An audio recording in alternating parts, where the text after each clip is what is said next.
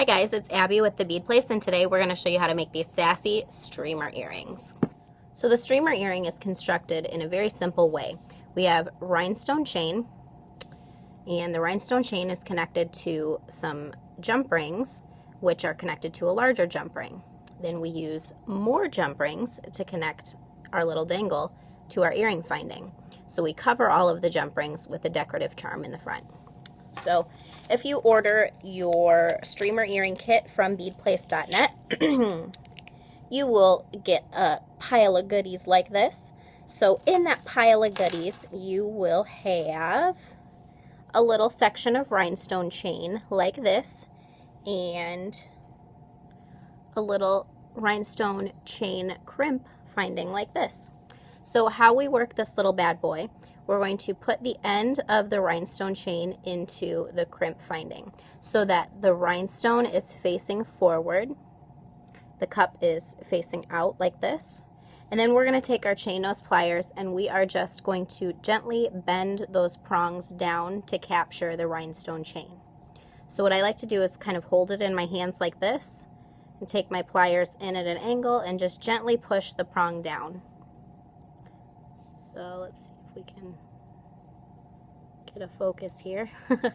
I don't know that it's going to focus on something that tiny, but you're just kind of angling your pliers in like that so that we can just push those prongs down on that rhinestone chain. So we're going to repeat that with the rest of our little rhinestone guys. So there will be 3 sections of rhinestone chain on each earring. So again, I have my rhinestone chain finding. I'm putting the rhinestone chain in, taking my pliers and just very gently pushing down on the prongs. Notice how I'm angling my pliers. So I'm just gently kind of pushing the prong down. So I've done 2. I'm going to do 1 more just to show you. So I like to hold the rhinestone chain finding so that the loop is in my hand. That's how I can grip it a little bit more easily. I'm going to put the rhinestone chain in, take my pliers, and just, just push that little guy down. You don't want to push too hard because you don't want to crack that top rhinestone, but there we go.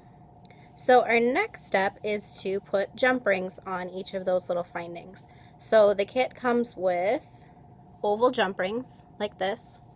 We are going to open it so our jump rings open like this and never like this. So always like this, never like this. So I'm going to put a jump ring in each of the little rhinestone chain loops at the top. So we're just going to open, put the rhinestone chain in, and close it. You don't need to attach these to anything quite yet. And I'm using 2 chain nose pliers for this when I'm working with the teeny tiny jump rings. And always I like to use 2 chain nose pliers because they have a finer tip. You can be a little bit more precise with where you're grabbing. So there we go. Now our next step is to put these little guys on the larger round jump ring. So what I like to do to make sure I'm getting a good angle when I open this larger jump ring is I'm going to hold it so the break is at 12 o'clock.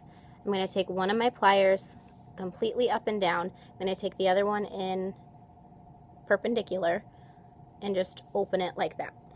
So I'm going to string on one of my little rhinestone chain findings. Then here's our little secret. We're going to put on a little clear seed bead. So this is a size 8 seed bead. And that just helps to separate our rhinestone chain so that it doesn't bunch up. So we just string one on. I'm going to put on another rhinestone chain section, my second seed bead, and then my last rhinestone chain section. And it's important to make sure you're putting the rhinestone chain all in the same direction so that it hangs nice and pretty, like so. So then what we're going to do is close this jump ring. So I like to just kind of wiggle it back in place. And then I always go in and check and look at the top as well to make sure that it's closed 100%. And you can wiggle it back and forth if you need to, just to adjust it so it's perfect. So there we go. We have the bones of the streamer earrings so far.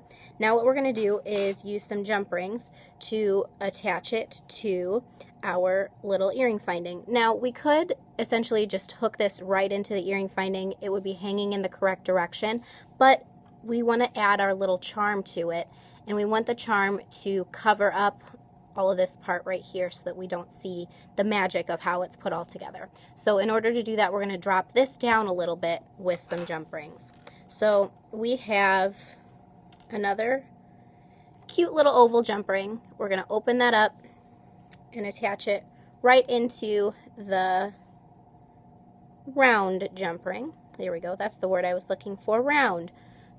So like that, and then in order to make it hang in the correct direction, we need to add one more jump ring, and this jump ring is going to attach it into the earring finding. But we're not going to hook it in quite yet. So we're going to open it and close it completely, like so. Then, here comes the magic. What we're going to do is open our earring finding. And again, anytime we're opening anything, we're going to open it in this direction and never in this direction. So I'm going to grab my earring finding, I'm going to open it in that direction, just like I said. Then I'm going to hook the charm in, like so. And now we hook the little dangle in, but we have to make sure we're going to put it in the right direction. So we're just going to hook it in, just like so. Take your chain nose pliers, there we go, and close it.